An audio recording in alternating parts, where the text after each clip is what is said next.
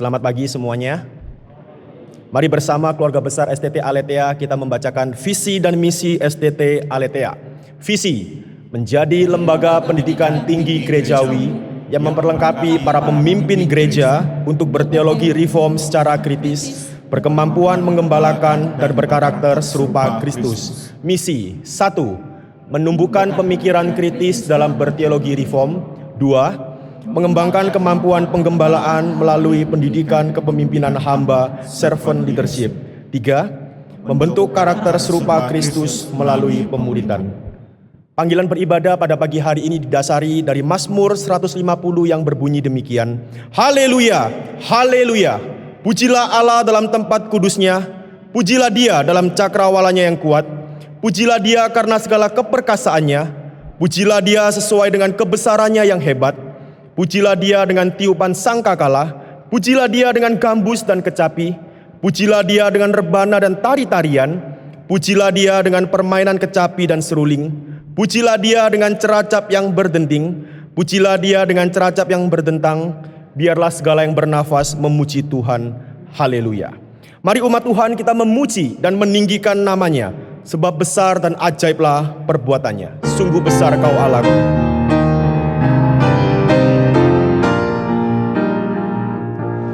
Bila ku lihat bintang gemerlapan dan bunyi guru riuh ku dengar, ya Tuhanku, tak putus aku heran melihat ciptaanmu yang besar.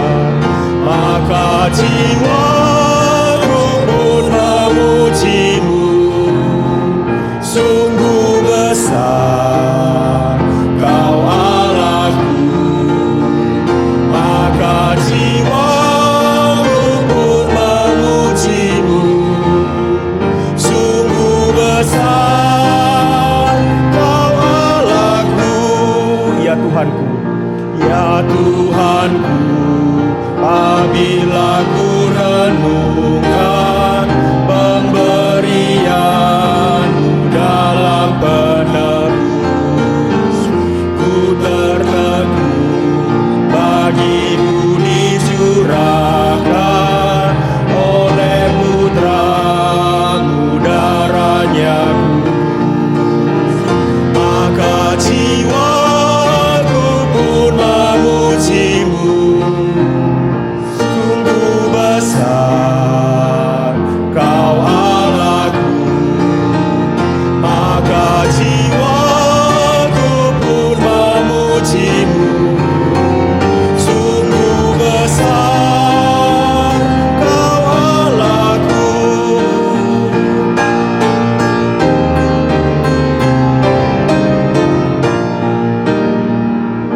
Apabila nanti Kristus memanggilku, sukacitaku amatlah besar, karena terkabullah yang kurindukan, melihat Engkau Tuhanku akbar.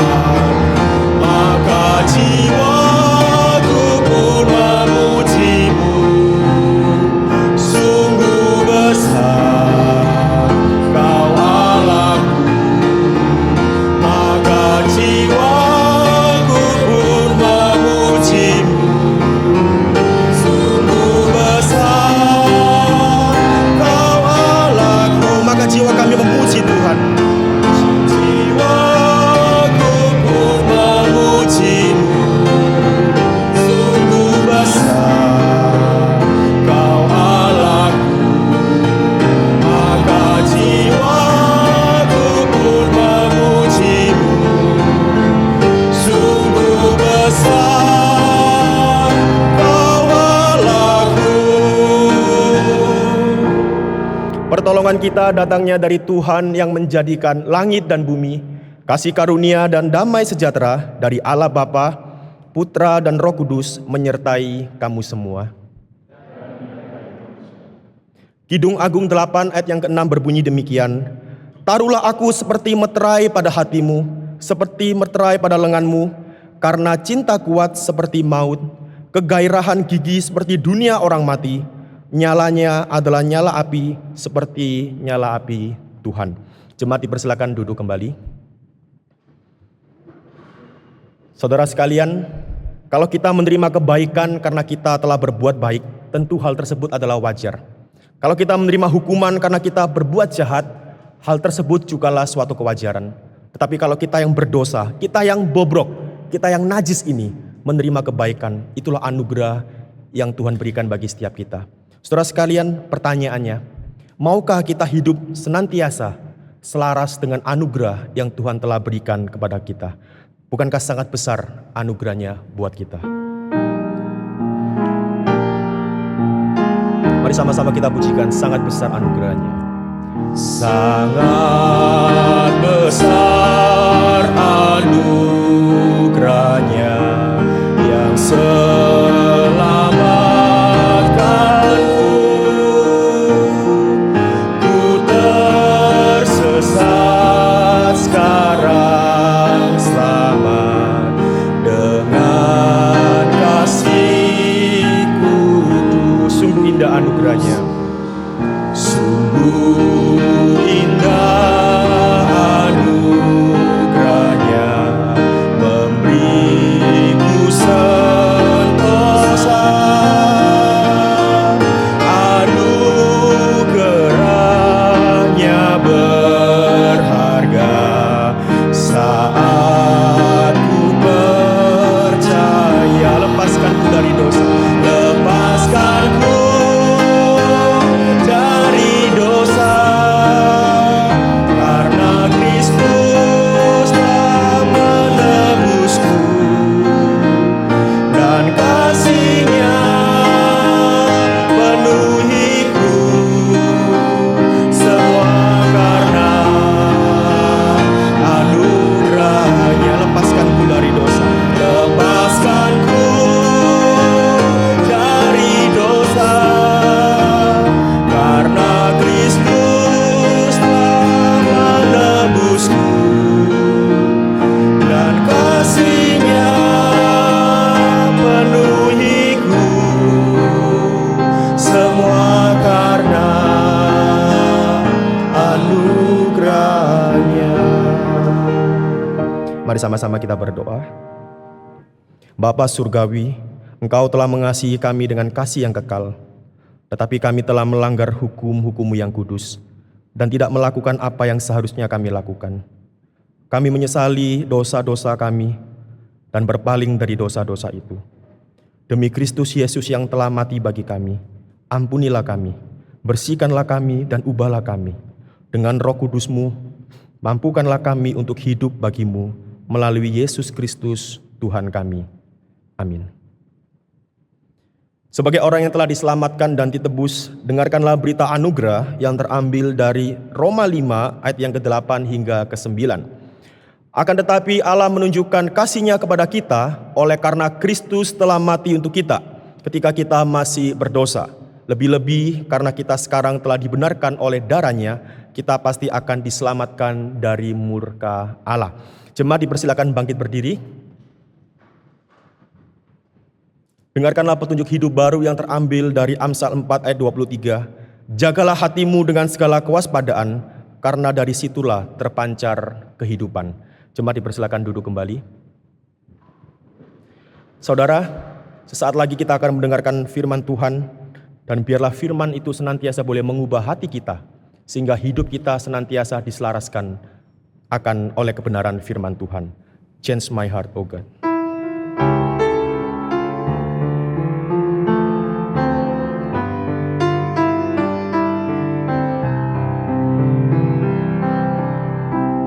Change my heart, oh God, make it ever true. Change my heart, oh God, may I be like you. You are the potter. You are the potter,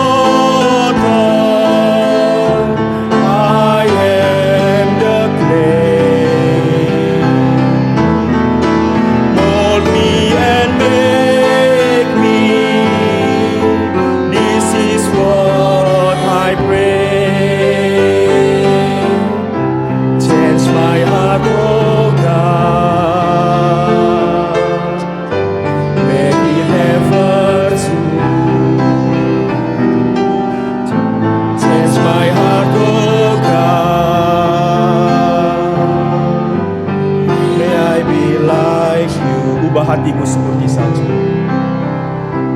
Ubah hatiku seperti salju. Ubah hatiku seperti dirimu. Engkau kunjungkan ke tanah liat. Engkau penjunan ku tanah liat. Bentuk jadikan itu doaku. Ubah hatiku seperti salju. Ubah hatiku seperti dirimu.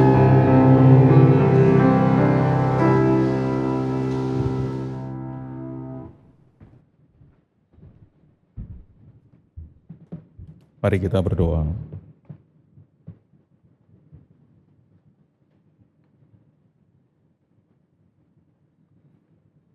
Bapa di sorga, ketika kami bernyanyi ubah hati kami sadari bahwa itu bukanlah sebuah nyanyian yang karena melodinya indah, tetapi sesungguhnya nyanyian itu sungguh berbahaya sebenarnya bagi kami.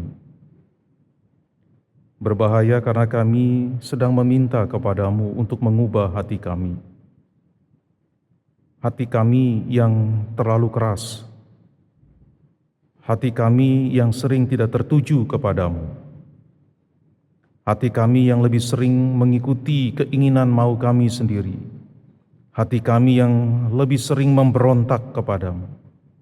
Dan sekarang kami berkata, ubah hati kami.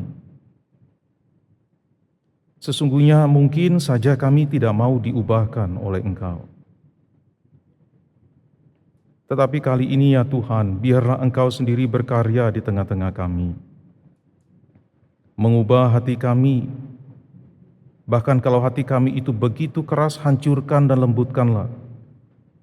Supaya kehendak-Mu itu boleh mendapat tempat di dalam hati kami, dan kehidupan kami boleh mengalami pembaruan demi pembaruan dari Engkau.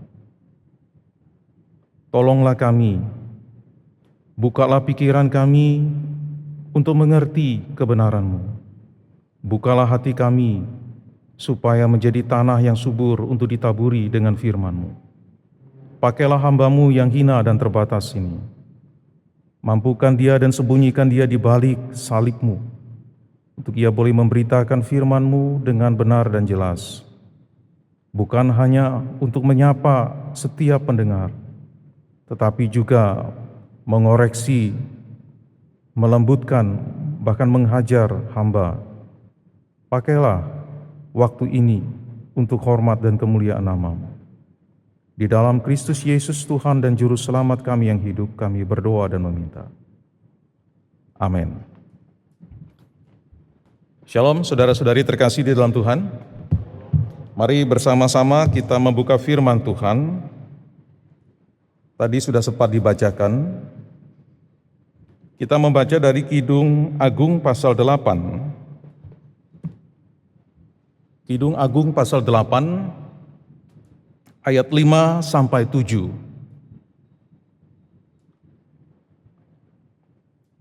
Demikian firman Tuhan. Siapa itu yang muncul dari padang gurun, yang bersandar pada kekasihnya? Di bawah pohon apel kubangunkan engkau.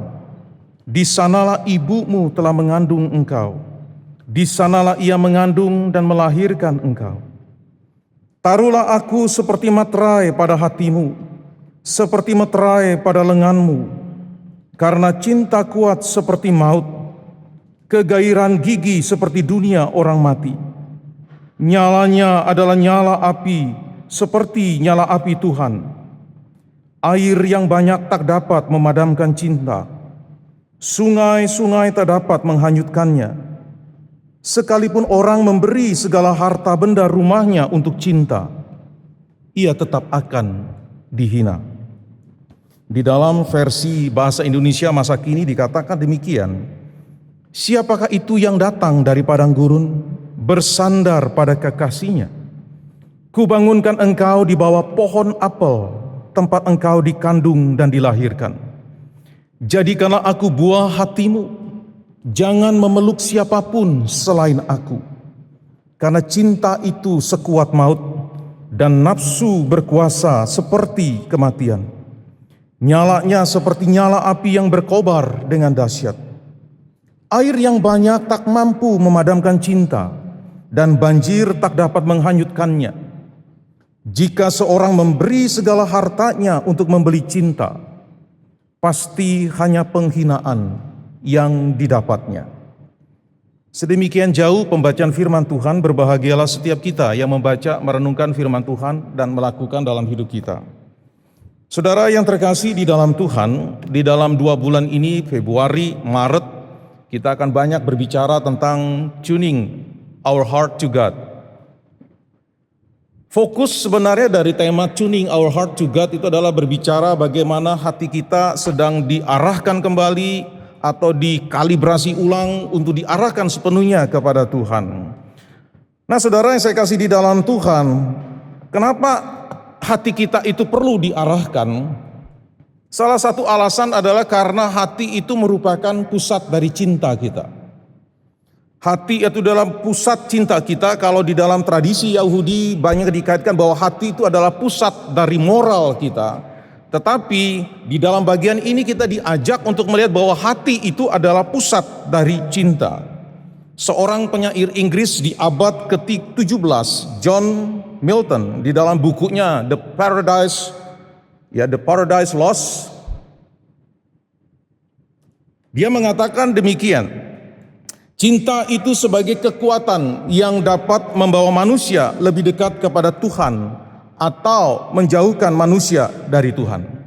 Nah, saudara, sejalan dengan pemikiran ini, sejalan dengan apa yang dipikirkan oleh Milton, seorang novelis Rusia, Leo Tolstoy, di dalam novelnya menyatakan bahwa cinta itu sebagai kekuatan yang dapat mengubah hidup manusia menjadi lebih baik atau menjadi lebih buruk. Nah, saudara saya kasih di dalam Tuhan, saya tidak tahu apakah Milton ataupun Tolstoy itu pernah membaca karyanya Agustinus.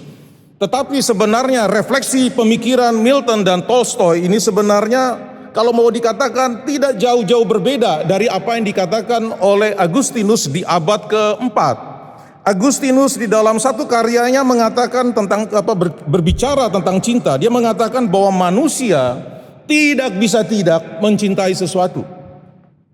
Itu artinya bahwa manusia itu pasti mencintai. Karena manusia pasti mencintai, maka setiap hal yang dikerjakan oleh manusia itu sesungguhnya didorong atau digerakkan oleh apa yang dicintainya.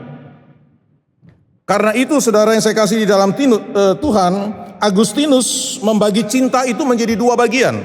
Menurut Agustinus, cinta itu dibagi menjadi 2, caritas dan cupiditas. Nah, caritas itu adalah cinta yang benar menurut Agustinus, diarahkan kepada Tuhan sebagai sumber segala kebaikan dan keindahan. Caritas itu bersifat tanpa pamrih dan mendorong manusia itu untuk mencari kebenaran dan kebaikan yang abadi. Nah, saudara yang saya kasih di dalam Tuhan, di dalam sifat tanpa pamrih dari caritas itulah Agustinus itu pernah merefleksikan dan membuat sebuah pernyataan bahwa agape bagi Agustinus itu adalah sebenarnya eros yang diarahkan kepada Tuhan. Ya, kasih agape itu adalah eros yang diarahkan kepada Tuhan. Itu menurut Agustinus. Nah, sedangkan cupiditas, saudara, itu adalah cinta yang salah. Cinta yang berlebihan terhadap hal-hal duniawi seperti kekayaan, kekuasaan, atau kenikmatan sesaat. Cupiditas bersifat egois, membuat manusia itu terikat pada hal-hal sementara dan fana.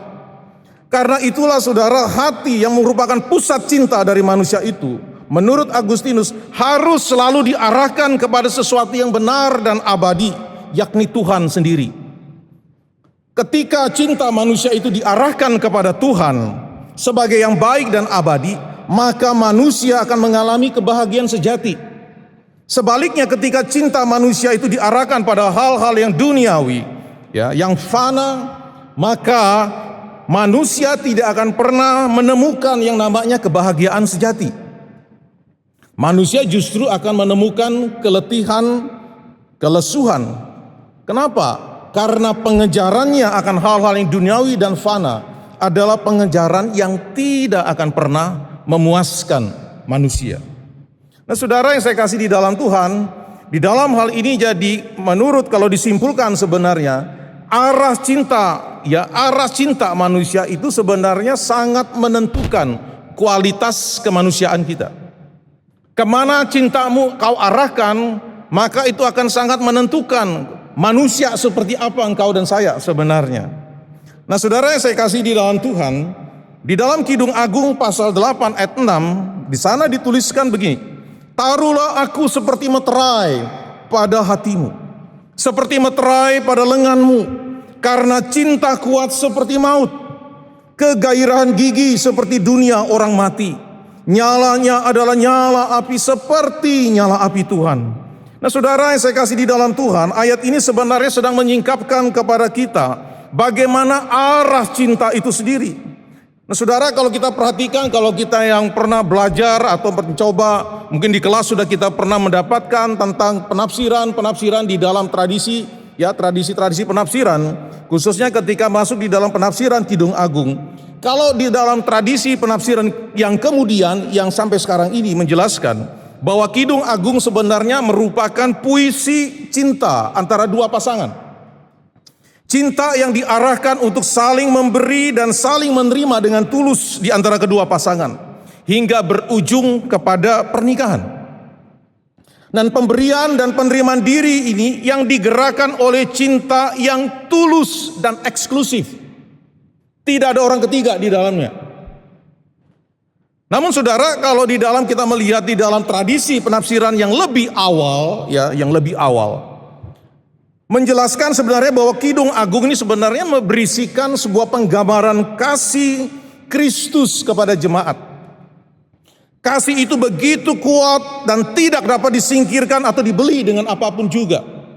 Dan kasih Kristus yang begitu kuat dan dalam ini, saudara, seharusnya diresponi dengan benar oleh jemaat yang telah mendapatkan kasihnya itu.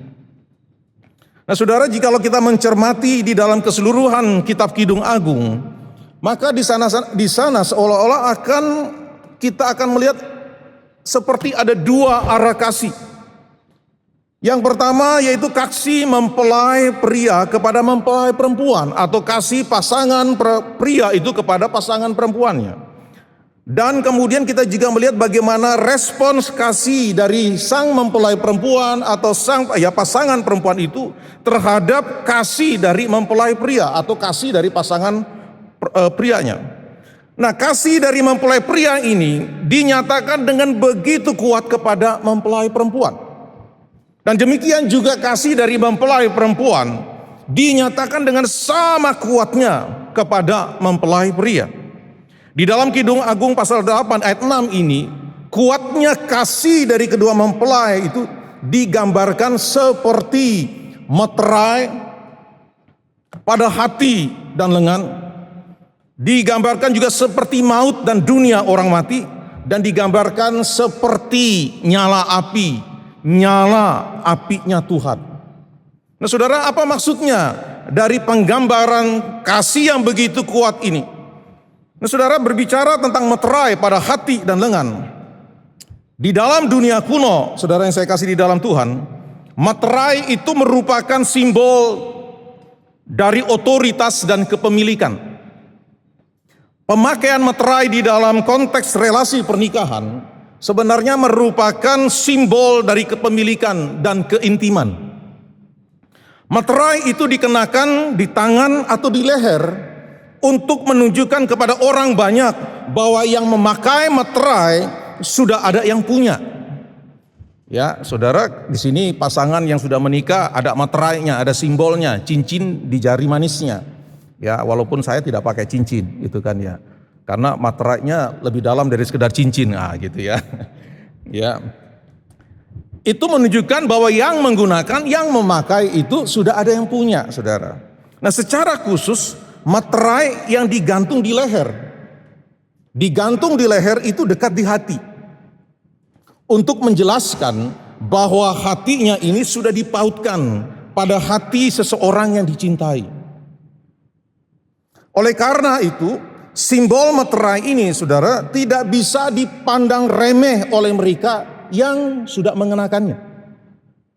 Gak bisa dipandang sebagai sesuatu, dianggap sebagai permainan belaka. Karena mereka yang menggunakan materai itu sudah menyatakan bahwa dirinya adalah milik si dia dan si dia adalah milik dirinya. Ini berbicara ketika materai pada lengan dan pada hati dan lengan. Nah, lain halnya dengan maut, saudara. Maut atau dunia orang mati di dalam mitologi kuno Ugarit di abad ke-13 sebelum Masehi, saudara. Maut dan dunia orang mati itu dipersonifikasikan sebagai Allah yang begitu kuat mencengkram. Dan setiap orang yang telah dicengkram masuk ke dalamnya tidak akan pernah bisa keluar dan kembali kepada yang hidup.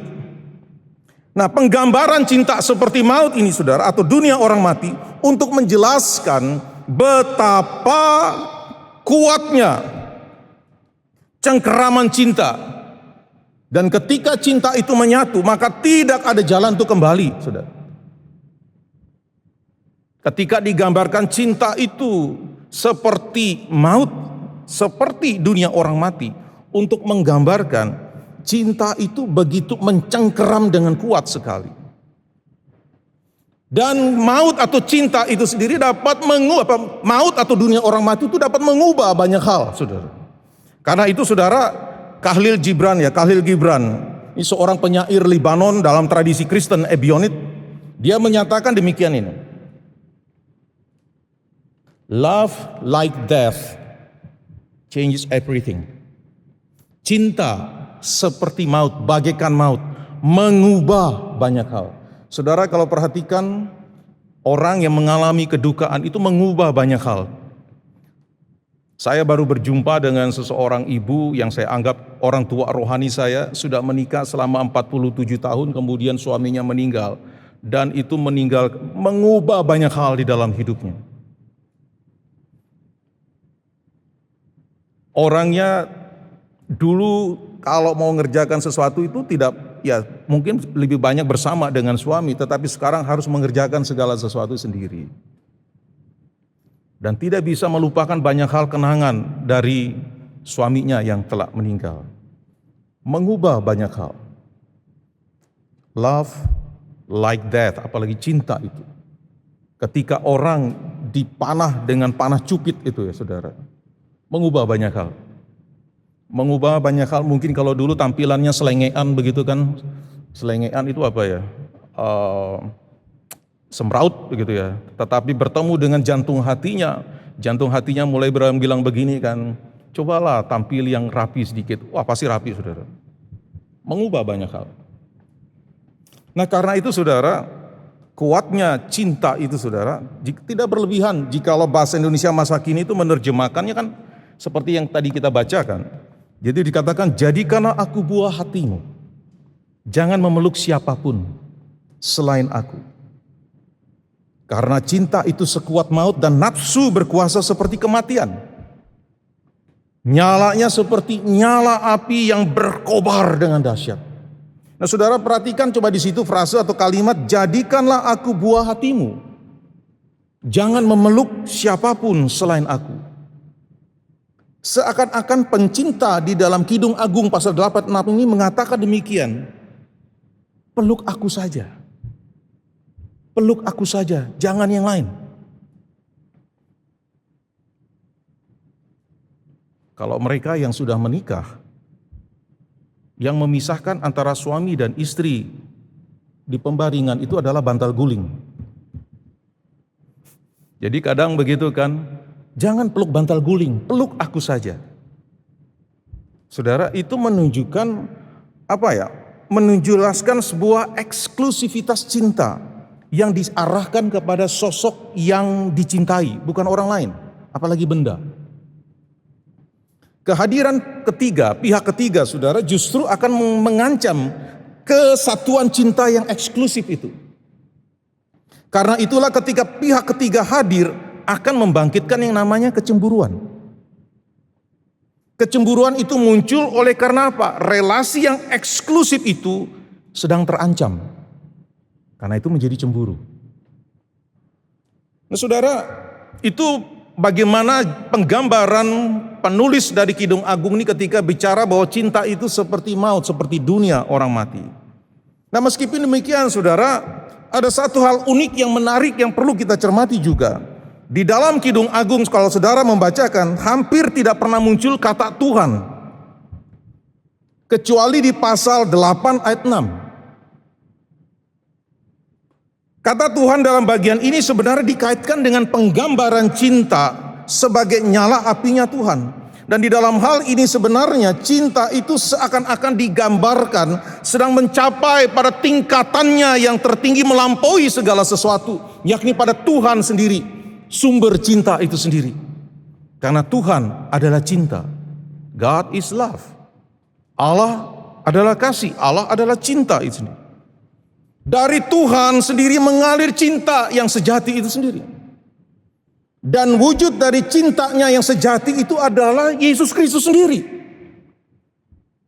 Karena itulah saudara yang saya kasih di dalam Tuhan, penafsir lebih awal itu menjelaskan bahwa kitab Kidung Agung itu sedang menggambarkan cinta Kristus kepada jemaatnya. Cinta Kristus yang begitu kuat, yang begitu erat menggenggam umatnya, jemaat kepunyaannya itu. Saudara yang saya kasih di dalam Tuhan, di awal tadi saya jelaskan bahwa cinta itu, arah cinta itu menentukan kualitas kemanusiaan kita. Nah, saudara, kalau kita merenungkan, Yesus Kristus itu merupakan wujud cinta Allah yang dinyatakan kepada manusia. Cinta Allah yang terwujud melalui Yesus Kristus itu merupakan penentu dari kualitas kemanusiaan kita. Di dalam Yesus Kristus manusia menemukan kualitas kemanusiaannya. Di luar Yesus Kristus manusia tidak akan menemukan kualitas kemanusiaannya, saudara. Di dalam Yohanes 15 ayat 4, Tuhan Yesus berkata demikian. Tinggallah di dalam aku dan aku di dalam kamu. Terjemahan bahasa Indonesia masa kini menyatakan demikian. Tetaplah bersatu dengan aku, dan aku pun akan tetap bersatu dengan kalian. Saudara, tinggallah di dalam aku, tetaplah bersatu dengan aku. Itu akan menggemakan kembali seruan pencinta di dalam pasal 8 ayat 6 tadi. Yang mengatakan, taruhlah aku seperti materai di dalam hatimu, seperti materai pada lenganmu. Atau di dalam bahasa Indonesia masa kini katakan, peluklah aku, jangan yang lain. Nah, saudara, untuk menggambarkan bahwa seharusnya cinta itu mendapatkan tempat di dalam hati kita manusia. Cintanya Allah itu seharusnya mendapatkan tempat yang spesifik, yang spesial di dalam hati kita. Karena apa? Karena dia terlebih dahulu menyatakan kasihnya kepada kita. Dari sisi manusia, ketika hati pusat cinta kita diarahkan kepada Allah yang telah menyatakan kasihnya melalui Yesus Kristus, maka kita akan menemukan kualitas kemanusiaan kita, di mana kita disembuhkan dan ditransformasi dari waktu ke waktu. Seorang teolog Katolik, teolog dan spiritualis Katolik Henry Nouwen, di dalam bukunya dia menjelaskan, menggambarkan cinta itu sebagai jalan menuju penyembuhan dan transformasi. Jalan menuju penyembuhan dan transformasi. Nah, saudara, karena itu saudara, ajakan Yesus Sang Kekasih untuk tinggal dan bersatu di dalam Dia itu bukanlah sekedar ajakan untuk kita itu kemudian bisa menghasilkan buah. Betul bahwa ketika kita tinggal dan bersatu dengan Yesus, maka buah-buah itu akan muncul dari hidup kita.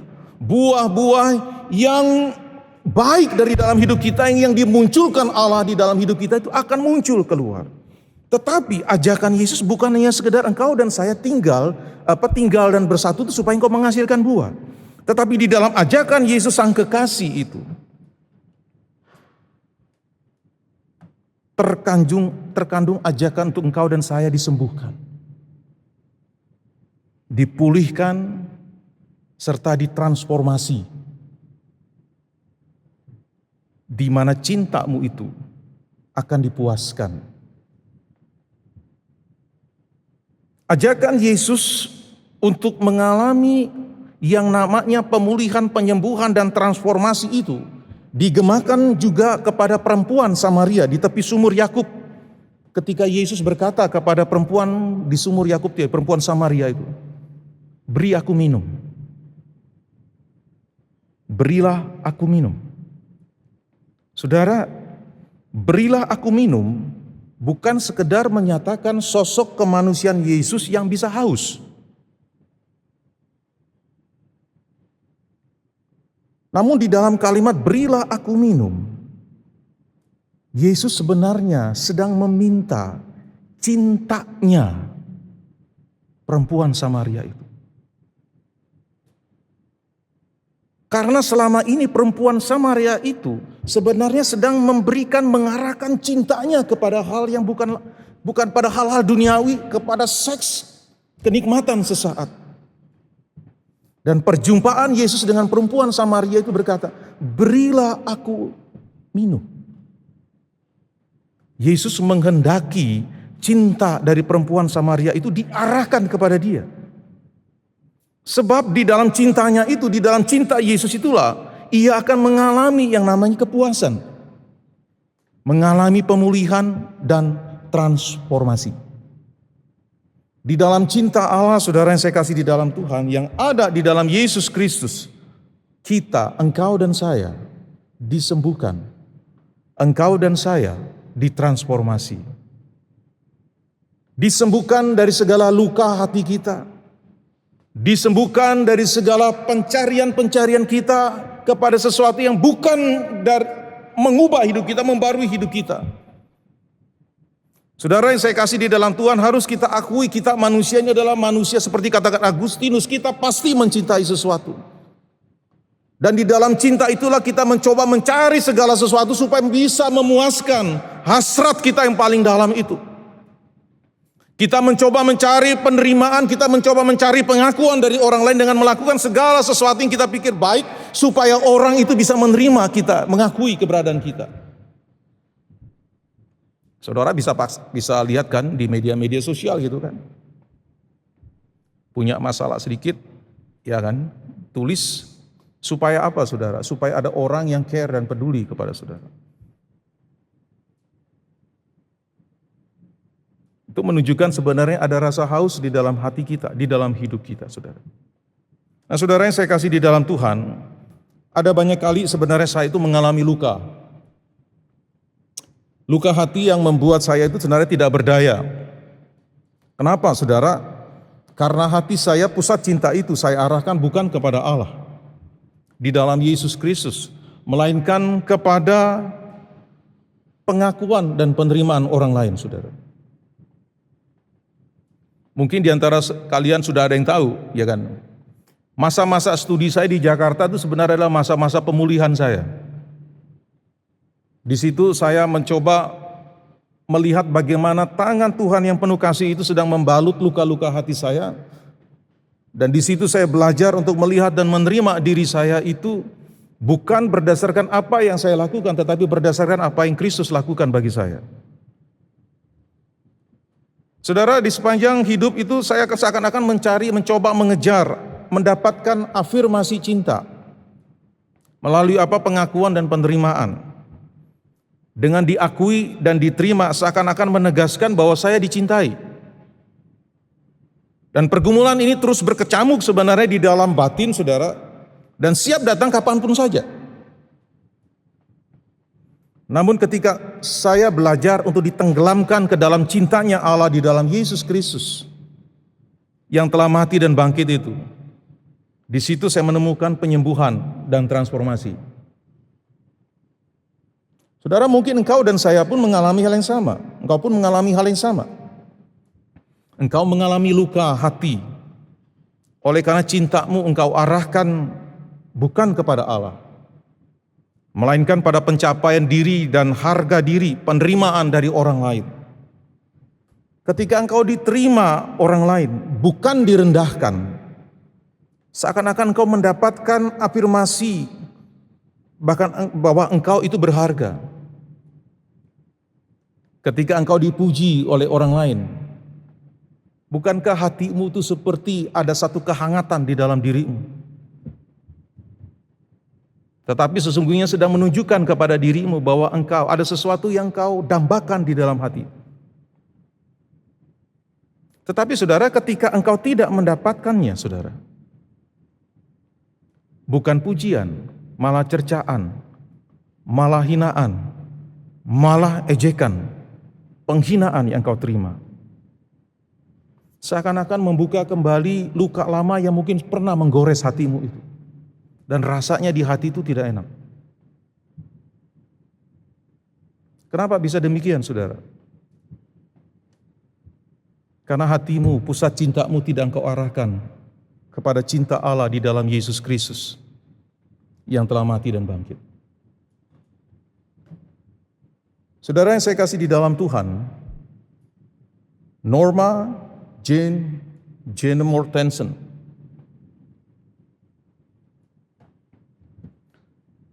atau yang lebih dikenal itu dengan ini nih, Marilyn Monroe. Monroe dilahirkan dan dibesarkan di dalam keluarga yang miskin. Ayahnya abusive, keras, selalu melakukan kekerasan. Nah, sejak kecil saudara, Monroe ini telah dititipkan di rumah asuh. Dan 12 kali berpindah-pindah dari rumah asuh yang satu kepada rumah asuh yang lain. Sejak kecil Norma tumbuh, dibesarkan dengan tidak pernah mendapatkan cinta dan perhatian dari orang tua. Menjadikan Monroe ini sebagai sosok yang sangat merindukan cinta dan perhatian. Pada usia 15 tahun Monroe menikah, tetapi bercerai kemudian demi mengejar karir sebagai bintang film Hollywood dan model foto bikini atau model foto telanjang. Sejak muda usianya yang masih belia itu, segenap cintanya itu sebenarnya diarahkan untuk mendapatkan kepuasan akan materi karena dibesarkan dalam keluarga yang miskin dengan ayah yang abusive. Kemudian di dalam sejak dia masa belia, dia mencoba terus mencari kepuasan itu juga pada seks dan pada penerimaan dari orang lain. Pengejarannya justru pada akhirnya menghancurkan hidupnya sendiri. Bahkan mati dengan cara yang tragis. Mati karena overdosis. Beberapa minggu sebelum kematiannya yang tragis, seorang penginjil muda, Billy Graham itu pernah mengetuk pintu kamarnya karena dia tahu bahwa di kota pas Billy Graham ada KKR di situ dan dia tahu bahwa di situ juga ada si Marilyn Monroe, dan dia datang ke hotel di tempat dia menginap dan dia ketuk pintu hotel kamar itu. Dan Billy Graham langsung menyampaikan kepadanya satu kebutuhan yang terbesar di dalam diri Marilyn Monroe yang seharusnya itu menjadi kebutuhannya yang utama sekali. Billy Graham menawarkan kasih Yesus Kristus yang besar itu kepada dia, karena di dalam kasih Yesus itu dia akan dipulihkan dan ditransformasi. Tetapi justru Marilyn Monroe menolak, bahkan menghina tawaran kasih yang disampaikan oleh seorang Billy Graham kepada dirinya. Beberapa minggu kemudian, Monroe ditemukan tidak bernyawa karena overdosis. Tragis bukan saudara? Tragis karena arah cinta itu tidak diarahkan kepada Allah, tetapi diarahkan untuk mencari sesuatu yang dapat memuaskan dirinya melalui materi, seks, dan melalui penerimaan-penerimaan dari banyak orang. Saudara, hari ini ada banyak monru, lain yang tidak pernah mendapatkan cinta dan perhatian. Hasrat pengejaran hati pun diarahkan pada kepuasan diri melalui materi, seks, jabatan, gelar, dan pencapaian-pencapaian lainnya. Hanya untuk memenuhi kehausannya akan cinta dan perhatian. Mungkin monru itu adalah engkau dan saya. Engkau dan saya berupaya untuk kelihatan menyenangkan di depan orang, meskipun hatimu menangis. Ketika saya pergi mengevaluasi mahasiswa kita yang praktek di Salatiga, saya berjumpa dengan anak didik saya di remaja dulu. Ya, waktu saya masih pelayanan di Semarang. Kemudian dia WA saya, terima kasih untuk kesempatan berjumpa untuk berbagi kehidupan. Tapi kemudian dia menuliskan satu kalimat demikian. Sebenarnya saya tidak sedang baik-baik saja. Saya hanya berusaha kelihatan tersenyum, tertawa di depan orang banyak. Tetapi sebenarnya hati saya tidak baik-baik saja. Dan saya katakan kepadanya, mungkin nanti saya akan telepon kamu, kita akan bicara. Mungkin kau dan saya ingin untuk tampil menyenangkan. Meskipun hatimu menangis. Hanya apa saudara? Hanya untuk engkau dan saya mendapatkan cinta dan perhatian dari orang lain. Engkau berupaya belajar dengan sebaik-baiknya bisa saja karena engkau ingin mendapatkan perhatian dan penerimaan dari orang lain yang selama ini mungkin menolakmu. Bahkan ada orang yang sudah belajar sebaik-baiknya mendapatkan hasil yang terbaik, kemudian dia bawa kepada orang tuanya dan orang tuanya cuma hanya bilang, orang tuanya cuma lihat begini, berjalan terus. Padahal di dalam hatinya betapa dia mengharapkan ada satu kalimat, luar biasa anakku. Dia peluk anaknya itu, tapi nggak dapatkan. Dan tanpa disadari saudara, engkau dan saya terus berupaya dan tanpa disadari, hal itu justru semakin merusak dirimu, merusak kemanusiaanmu.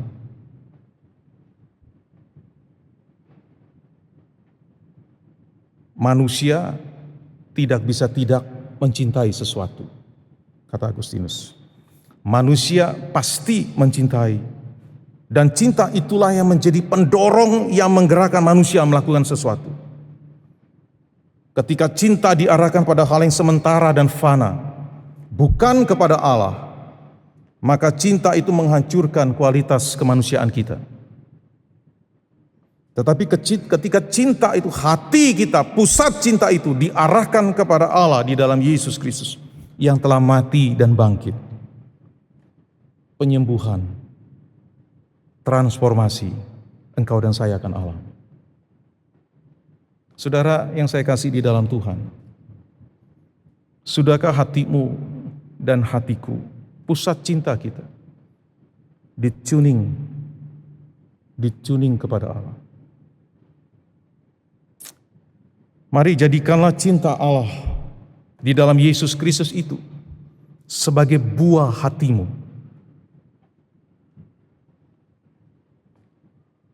Menjadi buah hatimu, menjadi panggilanmu di dalam hidup. Seperti kata Therese of Lisieux gitu ya. Seorang biarawati, dia mengatakan gini, my vocation is love. Panggilanku adalah cinta. Di dalam cinta itulah dia dipulihkan, ditransformasi. Jadikanlah cinta Allah di dalam Yesus Kristus sebagai buah hatimu. Dan jangan memeluk siapapun serta apapun selain cinta Allah itu di dalam Yesus Kristus. Karena di dalam cintanya begitu kuat dan indah. Jiwamu itu akan disegarkan. Dan hidupmu pun akan disembuhkan ditransformasi. Sudahkah hatimu dan hatiku dituning kepada Allah? Mari kita tundukkan kepala kita.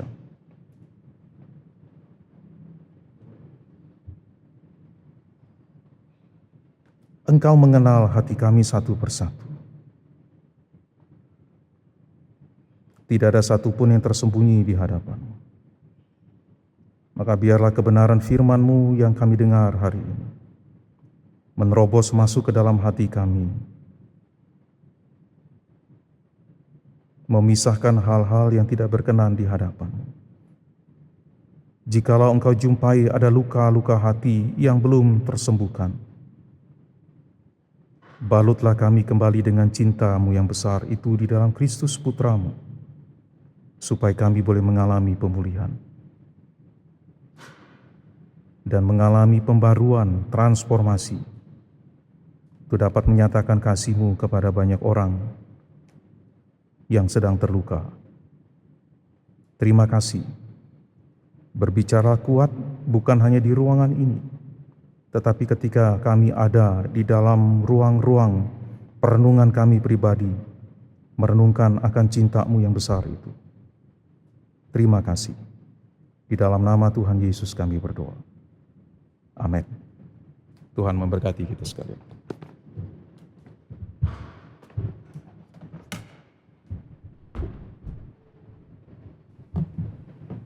Jemaat dipersilakan bangkit berdiri.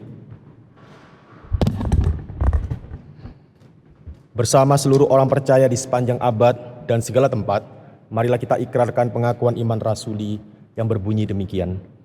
Aku percaya kepada Allah, Bapa yang Maha Kuasa, Khalik langit dan bumi, dan kepada Yesus Kristus anaknya yang tunggal Tuhan kita, yang dikandung dari Roh Kudus, lahir dari anak darah Maria, yang menderita sengsara di bawah pemerintahan Pontius Pilatus, disalibkan, mati dan dikuburkan, turun ke dalam hari yang ketiga, bangkit pula dari antara orang mati, naik ke sorga, duduk di sebelah kanan Allah, Bapa yang Maha Kuasa, dan dari sana Ia akan datang untuk menghakimi orang yang hidup dan yang mati.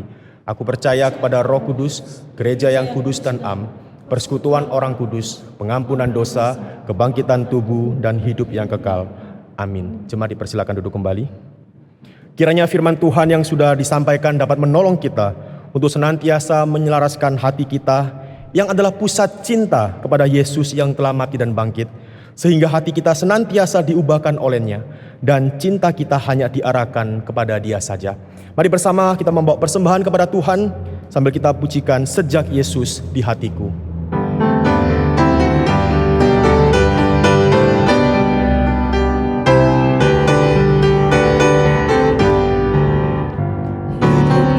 Ada perubahan yang ajaib sejak Yesus di hatiku.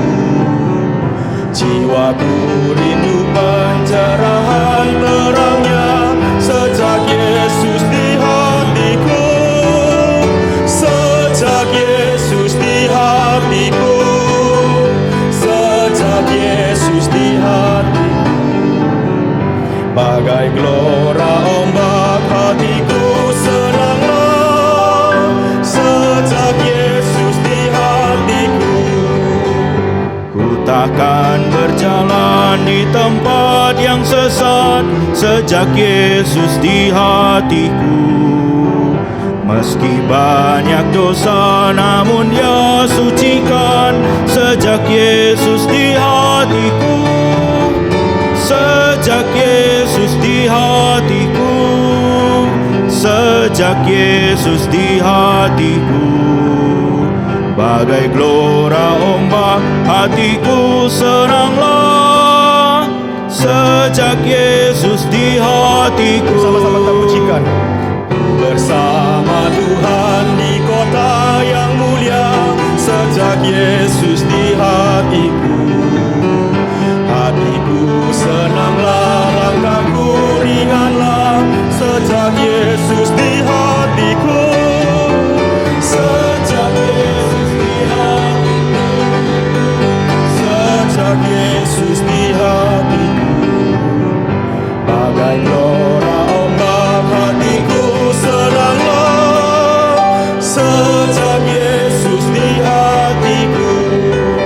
Mari kita berdoa. Sungguh kami mengucap syukur oleh karena anugerah dan pemeliharaan-Mu bagi kampus kami tercinta STT Aletheia. Pemeliharaan yang Engkau nyatakan sepanjang tahun atas kampus kami. Sampai beberapa waktu lalu kami boleh sama-sama merayakan ulang tahun yang ke-56. Kami menyadari ya Tuhan bahwa semuanya itu bukan berjalan dengan kekuatan kami sebagai manusia, tapi semata-mata karena Tuhan saja yang menolong dan memelihara kampus kami. Biarlah di ulang tahun yang ke-56 ini kami boleh bersama-sama, baik dosen, mahasiswa, dan staf boleh senantiasa bergandeng tangan untuk memajukan STT Aletheia untuk kemuliaan nama Tuhan saja, dan senantiasa memberitakan kebenaran dimanapun kami berada. Kami juga serahkan ya Tuhan pergumulan kampus ini secara khusus berkaitan dengan penerimaan mahasiswa baru. Kiranya Tuhan yang boleh mengirimkan anak-anak yang mau melayani Tuhan penuh waktu untuk masuk ke STT Aletheia sebagai wadah pembentukan mereka. Kami juga datang kepadamu ya Tuhan, berdoa secara khusus bagi bangsa Indonesia. Kiranya bangsa Indonesia menjadi bangsa yang takut akan Tuhan dan juga pemimpin yang senantiasa bertindak adil dan tidak memihak pada golongan tertentu saja. Kami juga berdoa untuk anak-anak Tuhan yang duduk di kepemimpinan. Kiranya mereka boleh menjadi garam dan terang dalam tindakan mereka dan hidup mereka boleh menjadi teladan dimanapun mereka berada. Kami serahkan bangsa dan Indonesia dalam tangan-Mu. Kami juga berdoa ya Tuhan bagi persembahan yang sudah sama-sama kami bawa. Kiranya persembahan ini boleh dipakai untuk kepentingan yang ada. Dan biarlah persembahan yang ada boleh dikelola untuk hal-hal yang benar. Dan untuk hal-hal yang berkaitan dengan kampus kami STT Aletheia. Terima kasih ya Tuhan, inilah setiap doa kami. Kami bawa di hadapan-Mu demi nama Tuhan kami Yesus Kristus, Juru Selamat kami yang hidup. Kami berdoa. Amin. Jemaat dipersilakan bangkit berdiri. Sebab segala sesuatu adalah dari Dia dan oleh Dia dan kepada Dia. Bagi Dialah kemuliaan sampai selama-lamanya. Doksologi dan berkat Tuhan oleh Pendeta Roni Samuel.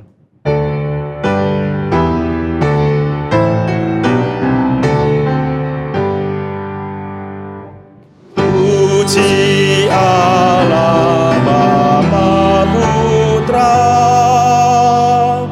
puji Allah Roh Kudus, ketiganya yang esa.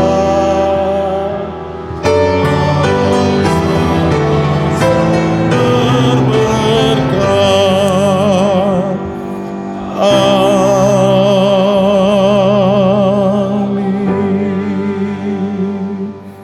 Saudara yang terkasih di dalam Tuhan, ingatlah firman Tuhan.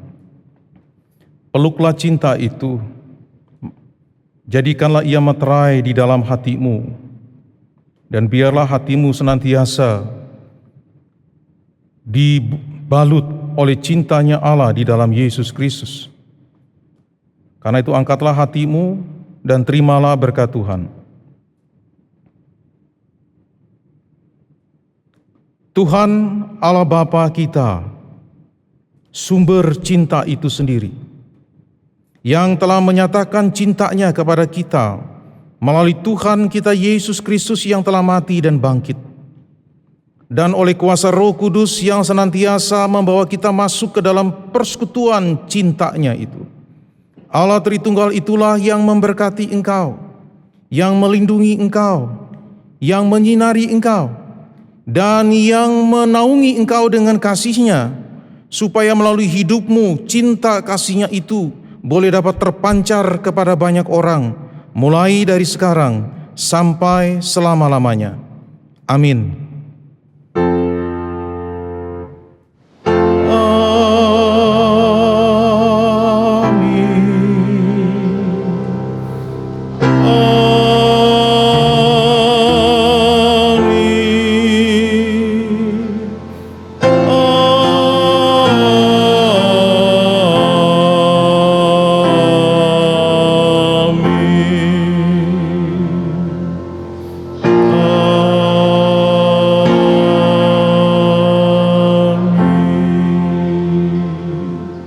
Silakan duduk, silakan mengambil waktu duduk.